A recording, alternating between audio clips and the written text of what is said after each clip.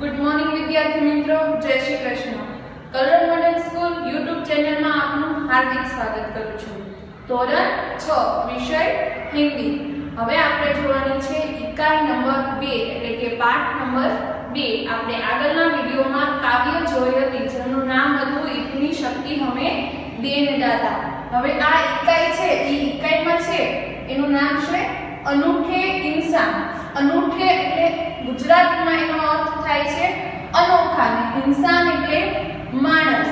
અનોખો માણસ આ ગુજરાતી એમ થશે। હવે જો પાઠ્યપુસ્તકમાં પેજ નંબર 6 ખોલો, જેમાં તમને બે વ્યક્તિ છે એના જીવન ઉપર આધારિત બે ઘટનાઓ આપેલી છે। એક પહેલો વ્યક્તિ છે જેનું નામ છે નેપોલિયન અને બીજી ઘટના છે એમાં જે વ્યક્તિ છે એનું નામ છે ગાંધીજી।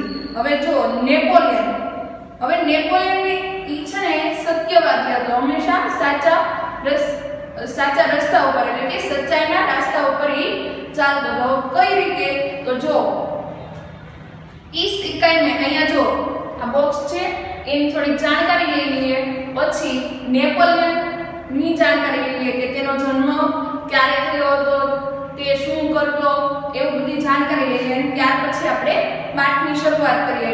તો જો इस इकाई में दो प्रसंग है એટલે इकाई એટલે કે આ પાઠમાં બે પ્રસંગ એટલે કે બે ઘટનાઓ છે, જેમાં પ્રથમ प्रसंग फ्रांस के महान शासक नेपोलियन बोनापार्ट के बचपन पर आधारित है। जेमा पहलो जो प्रसंग जे पहली घटना आपी छे ई फ्रांसना महान शासक जेमनुं नाम छे नेपोलियन बोनापार्ट एना बचपन એટલે કે એના બાળપણ પર આધારિત छे।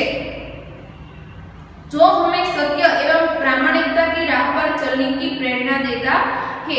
હવે તમે ઈ પ્રસંગ જે નેપોલિયનનો પ્રસંગ વાંચશો એટલે એના ઉપરથી તમને શું શીખ મળશે, શું બોધ મળશે, તો એના ઉપરથી આપણને એવી બોધ મળશે કે હંમેશા સત્ય અને પ્રામાણિકતાના રસ્તા ઉપર ચાલવાનું એવું આપણને ઈ શીખવાડે છે, એવો બોધ મળે છે। जबकि दूसरे प्रसंग में केरल की देशभक्त लड़की कौमुदी के सच्चे दान का निरूपण है। और बीजो प्रसंग छे एमां गांधीजी छे अने साथे केरलना एक देशभक्त लड़की એટલે કે છોકરી જેમનું નામ છે કૌમુદી એના દાન વિશેની એમાં વાત કરવામાં આવી છે, જેમાં આપણે સૌપ્રથમ જોવાનું છે નેપોલિયન। હવે નેપોલિયનની થોડીક જાણકારી લઈએ તો આપણે નેપોલિયનના નામથી ઓળખીએ છીએ, તો તેની અટક શું છે બોનાપાર્ટ। તો આખું નામ શું વચાશે નેપોલિયન બોનાપાર્ટ। હવે ઈ ક્યાંનો રાજા હતો તો આપણે કેમ ભારત છે એમ ફ્રાન્સ છે, ઈ ફ્રાન્સનો શાસક એટલે કે ત્યાંનો રાજા હતો। તો એમનો જન્મ ક્યારે થયો તો એમનો જન્મ 15 ઓગસ્ટ 1769 માં થયો હતો। હવે ઈ પહેલા શું કામ કરતો અને પછી શું બન્યો તો ઈ પહેલા સેનાપતિ હતો। શું હતો સેનાપતિ એટલે કે જે સેના હોય એનું નેતૃત્વ સંભાળતો। ત્યાર પછી ઈ શું બન્યો તો ત્યાર પછી ઈ સમ્રાટ બન્યો એટલે કે ઈ રાજા બન્યો। તો કઈ રીતે તો જો ફ્રાન્સની આસપાસના દેશ એને જીતી લીધા। રાજા બન્યા પછી ફ્રાન્સ છે ઈ ફ્રાન્સની આજુબાજુના દેશ એને જીતી લીધા। ત્યાર પછી રાજા બન્યા પછી ઈસવીસન 1812 માં રૂસ પર એને આક્રમણ કર્યું। એને એમ થયું કે હજી હું આજુબાજુના વધારે પ્રદેશ જીતું, તો એને 1812 માં રૂસ નામનો જે પ્રદેશ હતો એની ઉપર આક્રમણ કર્યું, પણ એમાં એની હાર થાય છે। કેમ? કારણ કે રૂસમાં શું હતું ભયંકર ઠંડી, જેના કારણે એના મોટાભાગના સૈનિકો મૃત્યુ પામ્યા। તો હવે યુદ્ધ કરવા માટે એની પાસે ઓછા પ્રમાણમાં સૈનિકોની સંખ્યા હતી, જેના કારણે તે નેપોલિયન છે તે હારી ગયો। હવે આ બાજુ 1815 માં ઈ પાછું યુદ્ધ કરે છે, કેમાં વાટરલૂ નામનો એક પ્રદેશ છે એની ઉપર આક્રમણ કરે છે, ત્યાંના રાજા સાથે ઈ યુદ્ધ કરે છે, પણ તેમાં પણ તેની હાર થાય છે। હવે હાર થાય છે અને એને ગિરફતાર એટલે કે એને પકડી લે છે। હવે પકડીને એને કેદી બનાવે છે, કેદી બનાવે એટલે એને ક્યાં રાખે છે સેન્ટ હેલના ટાપુ પર એને કેદી તરીકે રાખે છે। હવે કેદી એટલે એને પકડીને રાખે અને જેલમાં પૂરી દે અને પછી ક્યાંય નીકળવાનું નહીં. આવી રીતના એ 6 વર્ષ સુધી સેન્ટ હેલના ટાપુ પર કેદી તરીકે રહે છે. 6 વર્ષ પછી એનું શું થાય છે? મૃત્યુ થાય છે. અને એની ગણના, નેપોલિયનની ગણના આખા વિશ્વમાં મહાન સેનાપતિમાં એની ગણના થાય છે. હવે આ નેપોલિયનનું જીવન આધારિત અમુક વાતો હતી જે મેં તમને ટૂંકમાં અહીંયા સમજાવી. હવે આપણે જોવાનું છે પાઠમાં. તો પાઠમાં જે આ નેપોલિયન છે ને, નેપોલિયન જે નાનો હતો ને જ્યારે એના બાળપણની વાત કરી છે કે એને બાળપણમાં એક એવી ઘટના થઈ હતી તો એને શું કર્યું હતું એ વાત આમાં કરવામાં આવી છે. તો જો અહીંયા લખેલું છે પહેલી ઘટનાનું નામ એસા થા નેપોલિયન, એટલે કે આવો હતો नेपोलियन. तो चलो જોઈએ. नेपोलियन जब छोटा लड़का था तभी से वह सत्यवादी था. नेपोलियन જ્યારે નાનો છોકરો હતો ત્યારથી જ સત્યવાદી એટલે એ ક્યારેય ખોટું બોલતો નહીં, એ હંમેશા સાચું બોલતો. एक दिन वह अपनी बहन इलाइजा के साथ आंख मिचोनी खेल रहा था. હવે એમ કે છે નેપોલિયનની બહેન એટલે કે નેપોલિયનની એક બેન હતી. એ બેન કેવી હતી? એના કરતા નાની. એનું નામ શું હતું? ઇલાઇજા.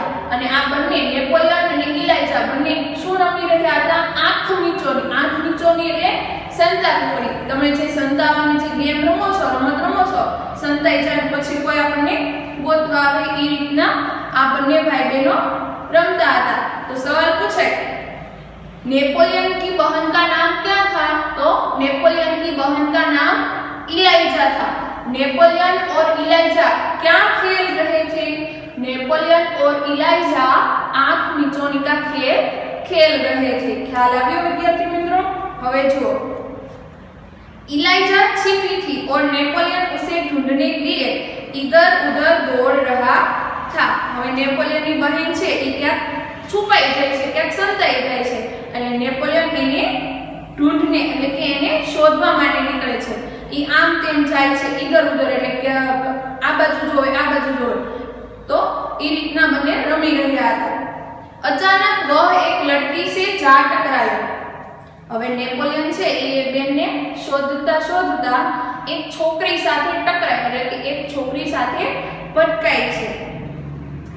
अब ये छोकरी कौन होती? तो जो लड़की अमरूद बेचने के लिए जा रही थी. जे नेपोलियन એને બેનને ગોતવા જઈ રહ્યો હતો એ દરમિયાન એ કોની સાથે ભટકાય છે? એક છોકરી સાથે ભટકાય છે. હવે એ છોકરી કોણ હતી? તો એ છોકરી અમરૂદ બેચને વાળી, અમરૂદ એટલે જામફળ વેચવા વાળી હતી. તો તમને પૂછાય नेपोलियन से टकराने वाली लड़की कौन थी? तो जवाब में लखवानुं नेपोलियन से टकराने वाली लड़की अमरूद बेचने वाली थी. जो नेपोलियन के टकराने से उसकी टोकरी नीचे गिर पड़ी. नेपोलियन नो धक्को लागे છે છોકરીને, જેના કારણે છોકરી પાસે જે ટોકરી જે અવળી એમાં જામફળ રાખેલા છે એ ટોકરી નીચે પડી જાય છે. कीचड़ होने के कारण उसके सारे अमरूद खराब हो गए. હવે નીચે શું હશે? કીચડ એટલે ખરાબ હશે, ગારો હશે, ગંદુ હશે, જેના કારણે એના ટોકરીમાંથી નીચે પડેલા જામફળ બધા કેવા થઈ જાય છે? ખરાબ થઈ જાય છે. वह रोती हुई कहने लगी अब मां को मैं क्या जवाब दूं? હવે એ જે છોકરી છે અમૃત વેચને વાળી એટલે કે જામફળ વેચવા વાળી છોકરી, એના બધા જામફળ ખરાબ થઈ જાય છે. તેના કારણે તે રડવા લાગે છે અને રડવા લાગે એટલે એ એમ કહે છે કે હવે હું મારી મમ્મીને શું જવાબ આપીશ? तो હવે આગળ જો इलाइजा कहने लगी चलो भैया हम यहाँ से भाग चले. હવે ઇલાઇજા જે નેપોલિયનની બહેન હતી ને, જે આ ઘટના થઈ છે તેના કારણે એમ કહે છે કે ચાલો ભૈયા એટલે કે ચાલ ભાઈ અહીંયાથી આપણે ભાગી જઈએ. પણ નેપોલિયન એવું કરતો નથી. જો આગળ नहीं बहन हमारे कारण ही तो इसकी हानि हुई है. હવે નેપોલિયન છે એ ઇલાઇજાને સમજાવે છે કે આવી રીતના આપણે ભાગી ન જવાય, આપણા કારણે એ છોકરીનું શું થયું છે? નુકસાન થયું છે. હવે જો આગળ यह कहकर नेपोलियन ने जेब में रखे 3 छोटे सिक्के उस लड़की को देकर कहा बहन मेरे पास ये 3 ही सिक्के हैं, तुम इन्हें ले लो. હવે જો નેપોલિયન શું કરે છે? નેપોલિયન પોતાની જેબ એટલે કે ખિસ્સામાં કેટલા સિક્કા હતા?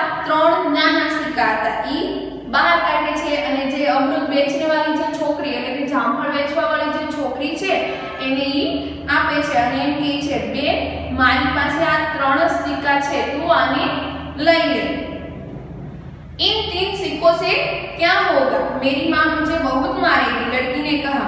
હવે ઈ છોકરી છે ને જામફળ વાળી ઈ નેપોલિયન એમ કહે છે આ 3 સિક્કાથી મારું શું થશે? એમ કહે છે મારી મમ્મી મને બહુ મારશે। अच्छा तो तुम हमारे साथ घर चलो, हम तुम्हें अपनी माँ से और पैसे दिलवा देंगे। હવે નેપોલિયન એમ કહે છે તારી મમ્મી મારશે તો એક કામ કર તું અમારી જોડે અમારા ઘરે આવ અને હું મારી મમ્મી પાસેથી પૈસા લઈને તને આપું એવું કહે છે।